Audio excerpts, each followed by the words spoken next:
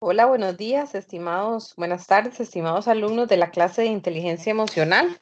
Hoy vamos a ver el tercer elemento de cómo se crea un rencor. Habíamos dicho que el primero es que algo salga como uno no quiere o que alguien actúe de una manera que uno no quería, ¿verdad? Que algo sale mal o que uno no esperaba eso.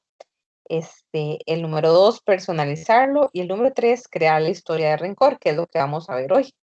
En cuanto a los contenidos, podemos ver la historia del rencor, los puntos de vista, la creación, cómo se crea esa historia, el apoyo social, cómo podemos escoger la historia también y algunos ejercicios prácticos. Les pongo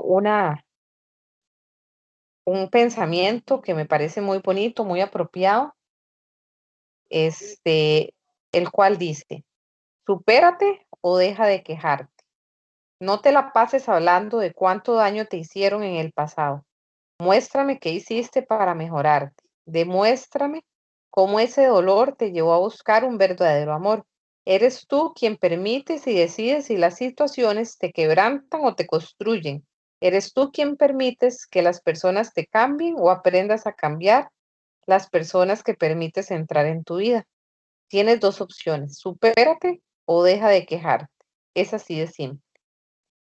Bueno, esto se los pongo un poquito porque a veces cuando creamos una historia de rencor, quedamos como un poco atrapados en esa historia y tendemos a estar, en lugar de superarnos, aprender a vivir con la situación, quedamos como ahí estancados en la queja, en la situación, en el daño, en el momento que sucedió esto sin avanzar.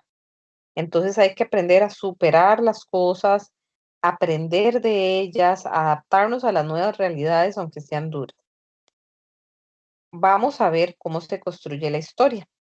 Nosotros queremos oír una historia interesante. Por ejemplo, si nosotros tenemos una amiga que va de paseo, nosotros queremos escuchar lo que ella nos quiere decir, ¿verdad? ¿Qué nos contó, qué vio, qué conoció? Pero no significa que nos interesen los detalles. Imagínense en qué agotador escuchar si fue una semana, cada almuerzo que tuvo, cada cena que tuvo, cada vez que fue al baño, cada vez que leyó un menú, o sea, cosas que no son de nuestro interés, sino que escogemos unas cuantas situaciones y contamos los elementos importantes. Por ejemplo, si hablamos de nuestra infancia, yo podría decirles anécdotas de yo jugando con mi hermana, como alguna anécdota de cómo fue mi vida escolar, alguna anécdota de yo compartiendo con mis papás. Pensamos en momentos especiales para ejemplificar esa situación. Entonces, lo que hace la historia que nosotros nos contamos es ordenar secuencialmente, ¿verdad? Como un orden en el tiempo. Y permite también que podamos describir nuestros sentimientos, qué fue lo que pasó. O sea, nosotros le damos un orden a la situación.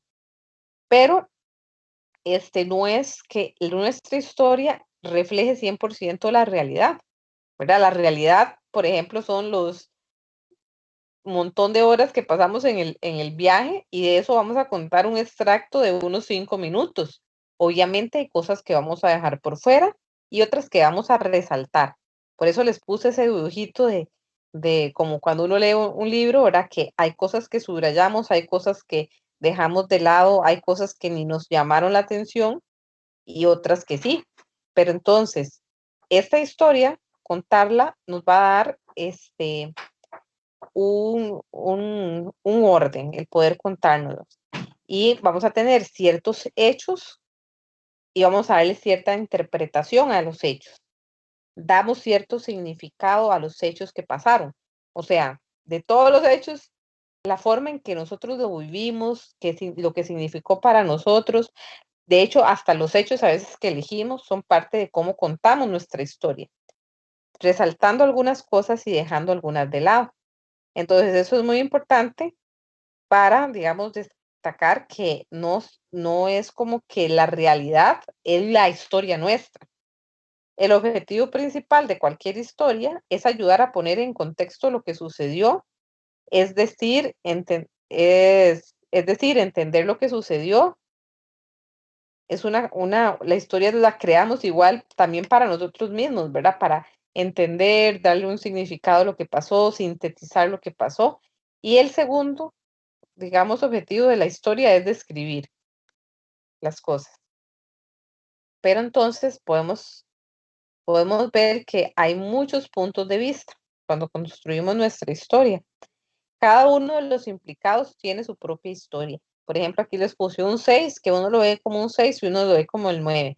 Si nosotros leyéramos un libro, a lo mejor a alguno de ustedes le interesa demasiado una anécdota y el otro ni se acuerda de esa anécdota y le interesa otra parte del libro. Así también es la realidad, pues nosotros nos va a interesar ciertas partes, ciertas palabras, ciertos acontecimientos. Cada persona se fija en aspectos distintos de la misma situación y a veces podemos contar la historia, podemos mantenerla en secreto.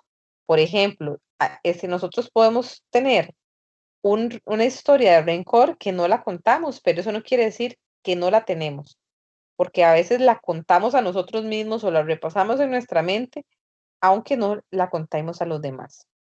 ¿Cómo nosotros contamos la historia? ¿Con qué frecuencia contamos la historia? ¿A quién le contamos la historia? Va a influir en nuestro bienestar, en nuestra felicidad. Imagínense como una situación dolorosa que yo viví y yo la cuento, la cuento, la cuento, la cuento muchas veces, esa situación obviamente va a calar en mí de muchas maneras.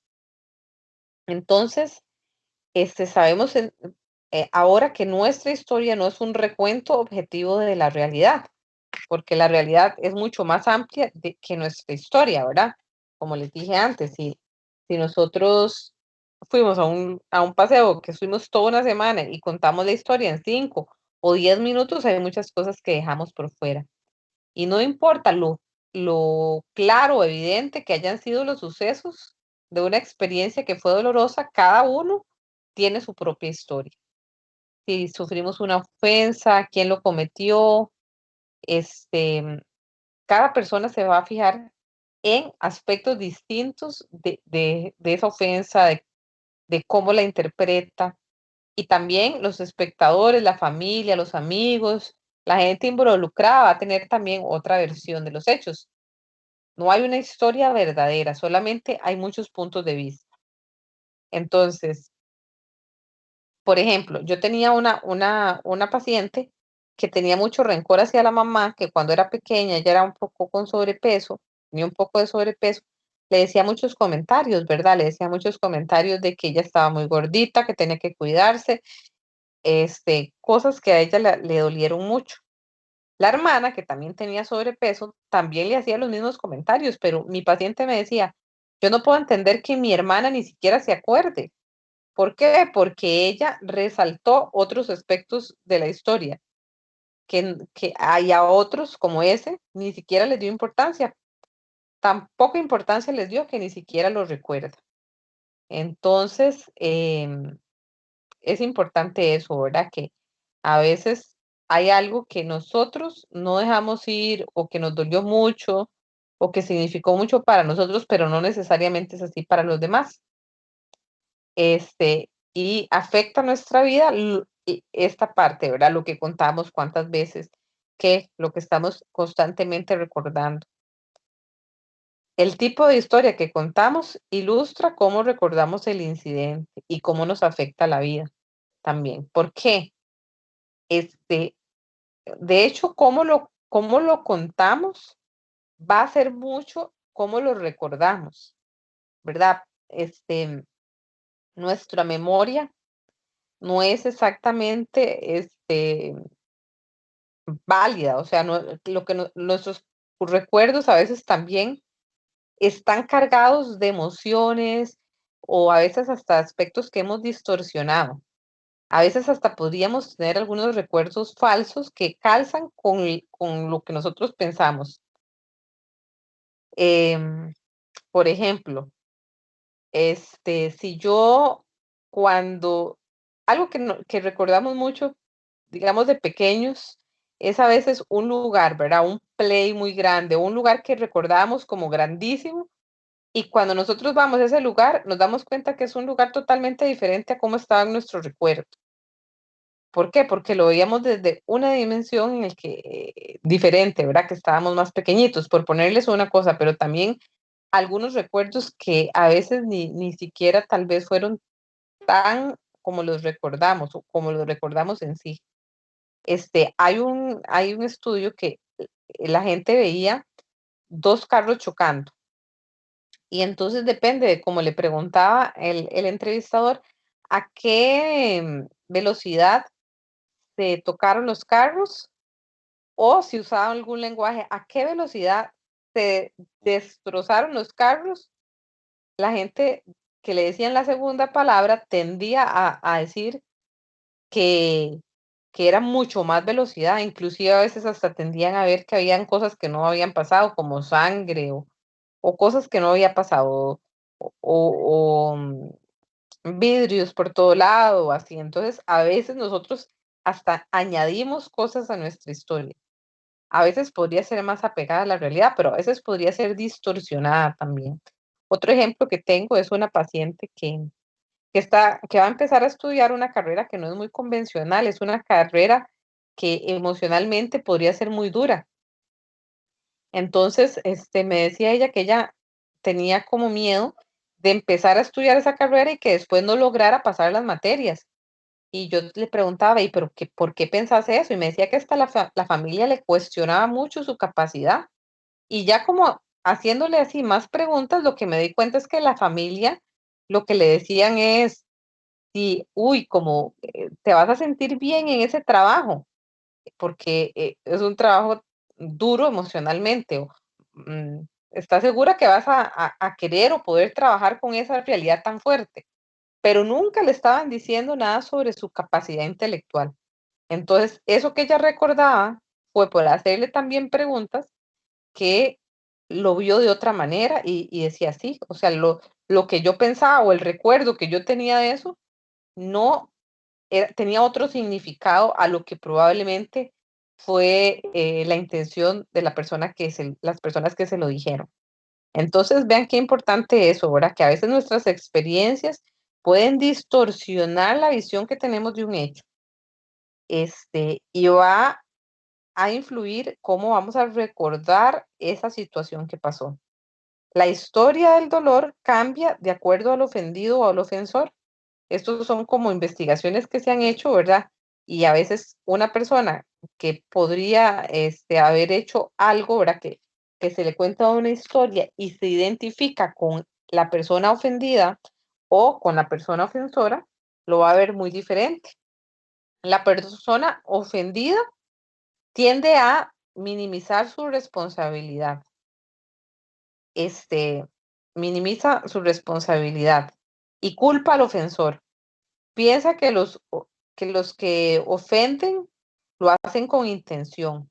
Entonces, esta persona ofendida piensa, o sea, como que yo no hice nada, absolutamente nada, soy completamente inocente y el ofensor es el que tiene el 100% de la culpa y lo hizo además para molestarme, para hacerme el mal, para hacerme el daño. No le dan como espacio a que tal vez fue un error o que tenía otras intenciones. La intención fue dañarme.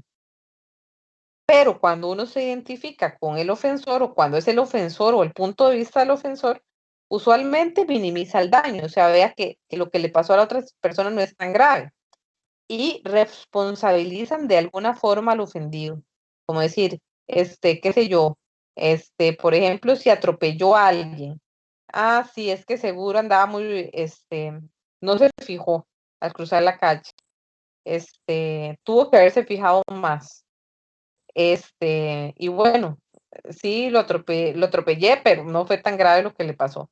En cambio, el ofendido tiende a pensar, sí, es que esta persona es una persona que está manejando muy rápido, no fue cuidadoso, no fue cauteloso, la culpa es solo de él y lo hizo como por ganas de hacer la maldad. Entonces, vean la diferencia de acuerdo a los puntos de vista del ofendido o el ofensor.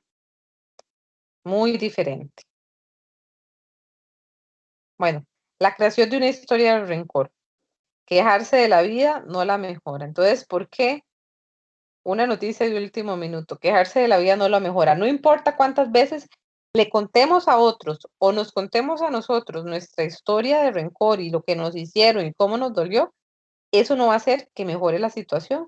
De hecho, va a ser lo contrario, muchas veces. Y con esto no quiero decir que nosotros no tengamos un espacio para cuando nos pase cualquier situación, poder contarlo, poder hablar de eso, porque nos va a hacer sentir mejores. Pero otra cosa es crear esta historia de rencor que, que es una historia que nos la repetimos muchas veces, que tal vez ya pasó la situación y seguimos contándola a través del tiempo, que nos quedamos un poquito también estancados ahí en esa situación. Este, son como algunas características de esto, veamos. En cuanto a la creación, de la historia de rencor, bueno, ¿cómo funcionan los recuerdos en la memoria? Yo creo que ya les hablé un poquito de eso, ¿verdad? Que los recuerdos no son completamente fidedignos, de hecho, o sea, o fieles. A veces tenemos recuerdos hasta falsos y que los recuerdos van a estar también a veces lo que nosotros, hay sesgos de memoria, ¿verdad? Como, por ejemplo, si yo creo que a mí nadie me quiere, yo voy a acordarme las situaciones en las que las personas no me quisieron, me rechazaron. Y también, tal vez voy a ignorar otros momentos en las que las personas me querían o me trataron bien. Y cuando lo recuerdo, voy a tener ese sesgo, ¿verdad? Acordarme de esas situaciones. Porque nosotros en nuestra mente tenemos como archivos, ¿verdad? Que les puse ahí como carpetas y tenemos que se llaman esquemas. Entonces, lo que yo pienso de ciertas situaciones, por ejemplo, estos, esta figura, lo que vuela, esta figura que vuela es un avión, o puede ser un pájaro, y aquí dentro de mi carpeta están las figuras que vuelan. Pero así también tenemos otra carpeta, ¿verdad? La carpeta de eh, las historias de rencor, o podemos tener una carpeta de la gente es mala, y todas las situaciones donde vemos algo donde la gente actúa mal, lo ponemos en esta carpetita de la gente es mala. Entonces, las historias de rencor llevan más sentimientos de dolor, porque en esa carpeta de rencor probablemente tenemos otros aspectos, otras historias, otros acontecimientos dolorosos. Y no vamos a, usualmente recordamos eso y recordamos otras cosas que nos han hecho. ¿Cuál es el precio a pagar de tener esta historia de rencor? Bueno, es un peligro para la salud, porque muchas veces cuando es una cosa que no hemos superado, cada vez que contamos la historia se nos sube la presión, cada vez que contamos la historia también tenemos mucha emocionalidad negativa, ¿verdad? Tal vez se nos acelera el corazón. Entonces eso genera un proceso como de estrés, de desgaste con el tiempo.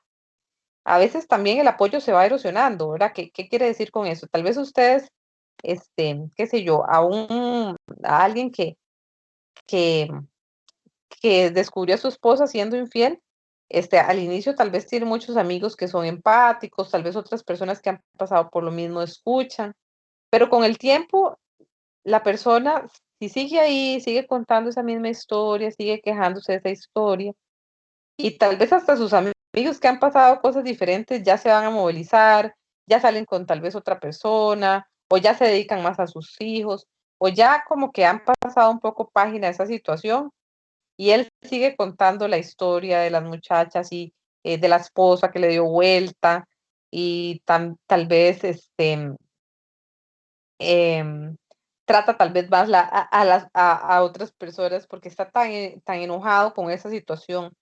Entonces, lleva ese peligro de que también el apoyo se va a veces erosionando, como decir: "Uy, qué cansado esta persona con esa historia, con esa quejadera, con esa situación de siempre", ¿verdad? Yo no hablo de cuando estamos pasando por una situación dolorosa, que obviamente la contamos, sino el hecho de haber ya hecho esa historia de rencor que repetimos y repetimos como un disco rayado, que nos va a generar ese malestar emocional y que, también, no es muy bueno por por por otras razones. Por ejemplo, este, la principal es como quedarse, como les dije, estancados ahí, como esta persona, que les dije que la esposa le dio vuelta, se queda en esa situación que le dio vuelta a la esposa y ya tiene 5, 7, 8 años y sigue como si estuviera pasando en ese momento, no como algo que pasó, y le impide tal vez rehacer su vida. y le impide ser feliz. Entonces, estarse como estancados. Por eso es importante soltar lo que no avanza, hay que soltarlo y hay que avanzar. Y también esta parte de quitar un poquito de responsabilidad. Ok, bueno, ¿en qué pude fallar yo también? Tal vez tenía no es que sea justificación, ¿verdad? A la infidelidad, porque la infidelidad está mal, pero tal vez habían algunas cosas, que no eran compatibles o que, bueno, si es que hay, ¿verdad? Si no, pues no. Pero toda la situación es nada más eso y eso, y se queda en ese único momento.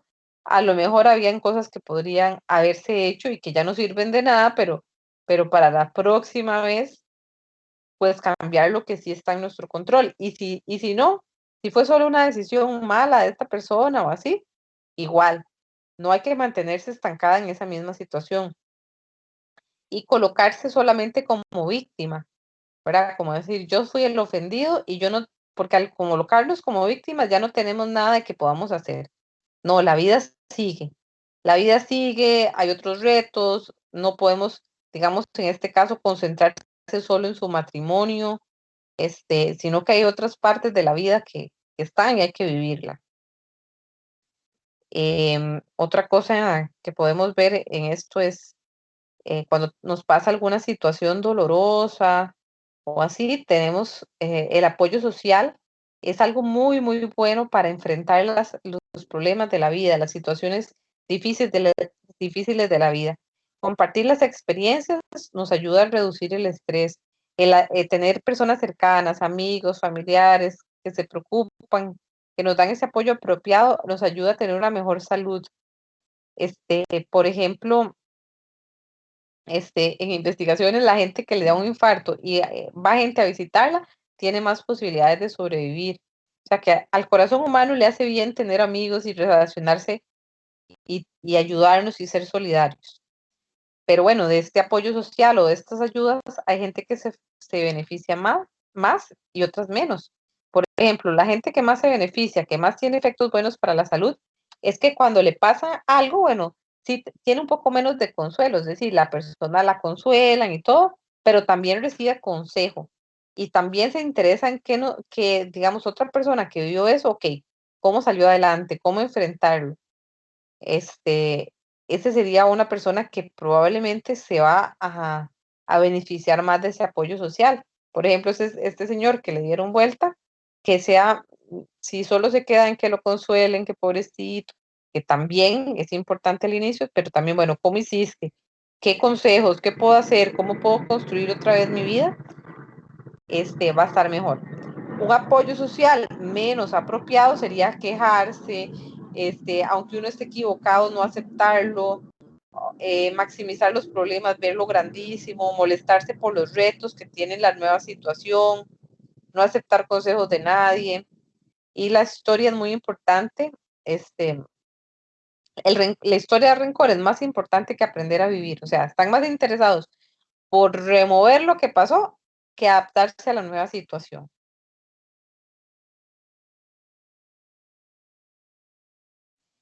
Y en alguna medida, nosotros también podemos escoger nuestra historia. Entonces, este, les voy a leer una partecita de cómo, por ejemplo, si tomamos perdón, no, la historia que les voy a leer es para el ejercicio número 1. Esto no. Esto es una metáfora, ¿verdad? Una forma de, mm, de entender, por ejemplo, lo primero que les decía, que había muchos aviones en el aire, ¿verdad? Muchos aviones en el aire y que tal vez usted está en ese avión y que no puede aterrizar y 1 hora y 2 horas y 3 horas y usted no puede aterrizar y hay mal tiempo y usted tuvo un estrés terrible y luego finalmente las personas logran aterrizar. Entonces, la reacción que tienen esas personas cuando bajan va a ser muy determinante para el bienestar que tengan o no. Por ejemplo, este, una persona que sería el primer dibujito podría quedarse pensando que es una barbaridad, que cómo es posible que la aerolínea los haya hecho pasar por eso, de todos los errores que cometió la aerolínea, se quejaría, tal vez diría que la comida es muy mala, que hubo mucha ineptitud, y esta persona va a estar todavía en el vuelo, porque cuando se está quejando está todavía en ese vuelo y todos los sufrimientos que tuvo. Sin embargo, otras personas, ¿verdad? Que es como el dibujito de a la par, podrían estar más bien hasta alegres, felices de haber llegado, felices de encontrarse con los seres queridos, este, felices de estar ya finalmente sanos y salvos y van a querer tal vez compartir con los amigos y y van a estar como con mucha alegría de haber superado esa prueba. Y ahí van a ver conservado como la actitud positiva. Entonces, a pesar de que los dos vivieron una misma historia, escogen en qué enfocarse, ¿verdad? Si en lo bueno, si en lo que aprendieron, si en las bendiciones que tienen, o si escogen todavía estar en ese vuelo en el avión pasándola mal. Y de ejercicios, esa sería un poquito lo de la historia de hoy, de la historia del rencor, que es el tercer paso. Les voy a contar una historia de una persona que habla en un libro que estoy cogiendo de base para hablar sobre el perdón. He buscado varios libros, pero que estoy utilizando me gusta mucho. Es un libro de Fred Luskin que habla desde la parte psicológica del perdón. Y hay una persona que tiene una historia realmente dolorosa, o bueno, más bien admirable. Se llama René y se las voy a leer. René fue atropellada por un automóvil cuando montaba su bicicleta en una calle poco transitada de alguna pequeña ciudad. Era una experimentada ciclista. Montaba regularmente hasta la oficina y conocía las normas de tránsito. Se movilizaba por el lado correcto de la calle, señalizaba debidamente y utilizaba el casco. Era una conductora muy precavida y muy responsable. No le corría prisa y se desplazaba cuidadosamente, pero nada de eso la protegió cuando un conductor apresurado intentó rayarla por adentro y la atropelló. René fue golpeada violentamente, lanzada al aire y el conductor huyó. Quedó gravemente herida y estuvo interna 2 semanas en el hospital con la cadera fracturada y con una conmoción muy severa. Al salir estuvo en recuperación en su casa durante 6 meses. La cadera nunca sanó por completo, sufrió de dolores de cabeza crónicos y caminó con bastón durante 5 años. Nunca encontraron al conductor que la atropelló. Tuvo que dejar el trabajo y su marido se vio obligado a conseguir otro mejor remunerado. Sin embargo, René sobrevivió al accidente, a la pérdida de un empleo, al suceso fortuito de violencia y todavía debía de aguantar los dolores crónicos. Logró esto convirtiendo su dolor en compasión por el dolor de otros. Ahora tiene un nuevo empleo de tiempo completo y además es voluntaria en una clínica del dolor, ayudándoles a los demás a sanar sus heridas. En lugar de quejarse, René agradece la ayuda de su marido y de su familia. Les cuenta a sus conocidos que no hubiese sobrevivido sin su ayuda. Les agradece que le hayan demostrado amor, más no lástima. Aprecia que su esposo la haya motivado a regresar a la escuela cuando aún estaba adolorida. Habla cariñosamente de su padre, quien le aconsejó relacionarse con otras personas que vencieron problemas parecidos. Recuerda cuando le dijo: no puedes cambiar el pasado, pero eres la única que puede construir tu futuro. Aunque se siente frustrada por el dolor, René sabe que hoy es mejor persona por todo lo que ha tenido que vivir. Bueno, esta es la historia de René y el ejercicio 1 es comentar qué se puede aprender de ella, ¿verdad? De su relato, de cómo ella vio, cómo decidió contarse la historia que vivió. El segundo ejercicio es una serie de preguntas, este, que si contestamos afirmativamente a las primeras 11, es probable que tengamos una historia de dolor, de rencor, perdón. Le he contado la historia, le he contado su historia, le ha contado su historia más de 2 veces a la misma persona. Recuerda mentalmente los sucesos más de 2 veces al día. Le habla a la persona de que la ofendió a pesar de no tenerla presente. O sea, que no está la persona que lo ofendió a usted y usted le habla. Se ha propuesto contar la historia de su molestia sin alterarse, pero de repente se agita inesperadamente. La persona que lo lastimó es el personaje principal de su historia. Al contar la historia se acuerda de otras cosas dolorosas que le han sucedido. Se concentra su historia en su dolor y en lo que perdió. Hay un villano en su historia. Se ha propuesto no volver a contar su historia y luego rompe la promesa. Busca a otras personas con problemas parecidos para contarle su historia. Su historia sigue igual con el paso del tiempo. Y la última, esa más bien, si contestan que no, más bien también es una, posiblemente estamos también haciendo una historia de rencor. ¿Ha revisado los detalles de su historia para constatar que sean precisos? Si respondió a estas primeras 11, eh, sí a las primeras 11 o no a la última pregunta, es probable que usted tenga esa historia de rencor. Por último, les pongo una frase de un psicólogo que se llama Viktor Frankl. Cuando ya no somos capaces de cambiar una situación, nos encontramos ante el desafío de cambiarnos a nosotros mismos. Bueno, espero que les haya gustado mucho la clase y que sea de provecho para sus vidas.